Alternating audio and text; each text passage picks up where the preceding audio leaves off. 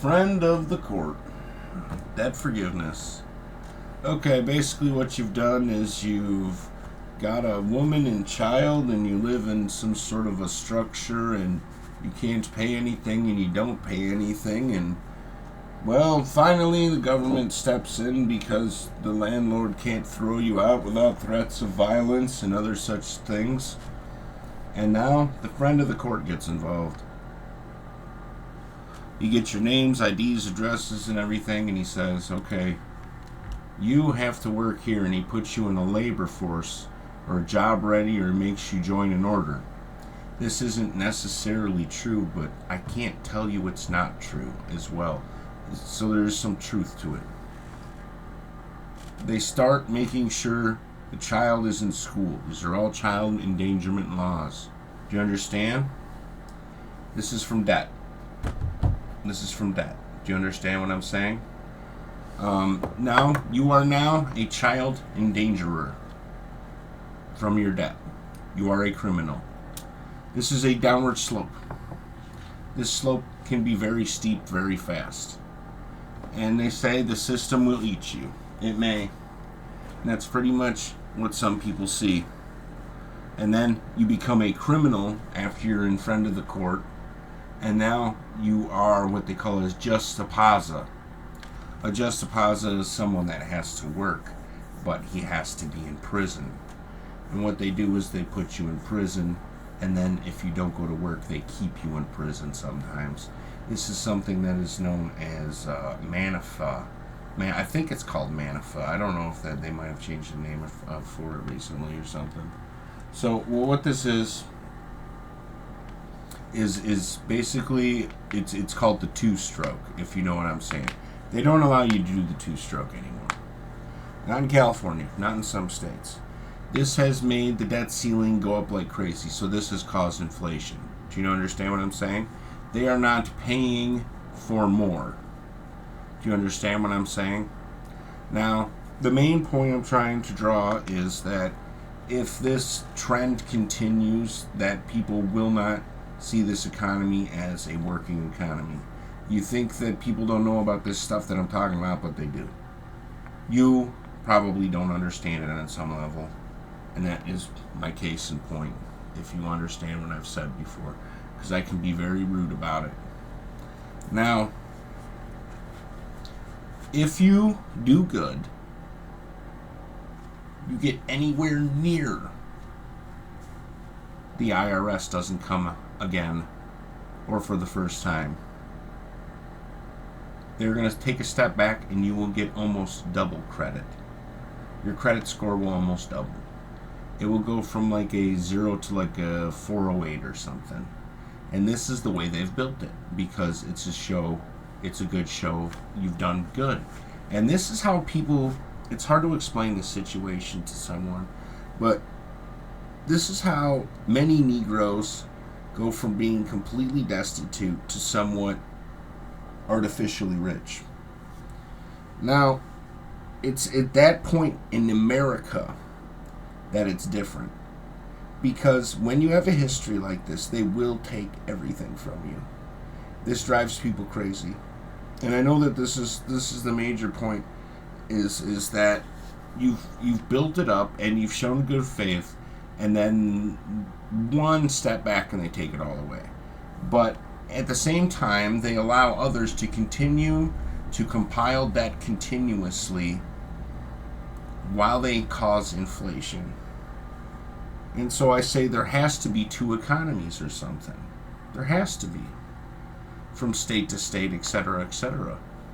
These economies, they don't work very well. I don't know who put this together. It's madness almost. But it is what it is. Maybe that's the only way it works. If you give credit, companies give credit, the banks give credit. Well, I have to tell you something, man. There's no opportunity if they have to give you credit. They're almost like opposite polar. They're polar opposites. The main reason for this is because of the way America is built. This is how to get to this explanation sensibly. It's quite roundabout. Americans, as they are, SVOs, are not allowed to have heirs in America. The law is called massacreiances is law. If you came here and you sent an heir here, and he's a dreamer, and he has money, and he's allowed to chase his dream because it's their religion that he sees a way he sees it, and he's not like us, and we want them who can't be like us in our simple, shoelace tied community or whatever. When they clean the floors and they do all their things like that, you understand what it is to be respectful. Sometimes it's other things. Maybe they're weird, whatever. They go to the other place and they are funded and they're allowed to be the weird way they were. And sometimes this is like stardom in some way. It's hard to explain. But they are not allowed to build up a... how do I put it? A bunkhouse or a slum or a monkery, do you know what I'm talking about? Or any of these things with their heirs. The main reason this works this way is that if he is sent there and he has 20 heirs, he is now a major power in the area. This would destabilize the community and possibly cause enslavement in some way. You see what I'm saying? You know what I'm saying? So what happens is they take their heirs away as soon as they possibly can. You understand? That way there is only one. When there is only one, that you don't have to fear them because his numbers are not great, even if he is well funded and he is a dreamer and he's doing weird stuff and he might not be that bright or he might be very intelligent. That's the difference, I guess. That his numbers won't grow. Do you understand what I'm saying?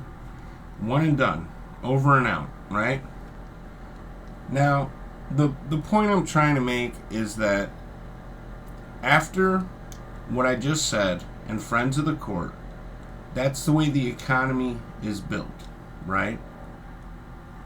There are haves and have-nots. Am I right about this? This is America. This is a diagram. Everything is in working order. Am I right? Okay. The dreamer is supposed to be a part of the economy. Do you understand what I'm saying? He is supposed to put money into the economy almost no matter what. Is they get money for putting up with the dreamer, right? When your debt becomes the equal to a dreamer's by a debtor that does not have any friend of the court going on, that has a super high debt ceiling, I don't see how it's not theft. You understand? Because they didn't put anything into the economy, and they are, let's just say, romancing the idea that they are the same as a dreamer, if you will. And then this idea that this is the way of life, do you understand what I'm saying, has been passed on to the more common folk, and when they try to achieve it, they end up in friend of court, or worse, they're a juxtapose, or worse, they're a lifer. Do you understand? You might not have. When I'm sorry, excuse me. When we look at this whole diagram, right, there's no heirs to this guy. The economy is built this specific way, right? You take a step back, right? He is not trying to take care of someone else's entire family. That's basically how I see this. It's so hard to explain how this works, but the dreamer isn't paying. Okay? The debtor isn't paying. The great debtor that's causing inflation is not paying. And the common man also is not paying. When I say that there is a debt problem, there is a debt problem. You see those numbers. Those numbers are quite high. And that's what that looks like, right? I forget why I had to bring up Manicurian's law all of a sudden. When the money, friend of court, how did I do it? Child endangerment, and then the reason it's for the Manicurian's law. The reason we have the Manicurian's law is for this. And if we don't fix the economy in some way, there's going to be a problem because no one is paying. So apparently you have to remove Manicurian's law for the economy to work anymore. That's my guess. And you're going to have to put up with Aboriginal gangs. That's the trade-off, I think. I think that's how it has to be. I can't tell anybody how it works, but apparently America is about to get a little more factionated. So that's it, really. I think that's the whole thing.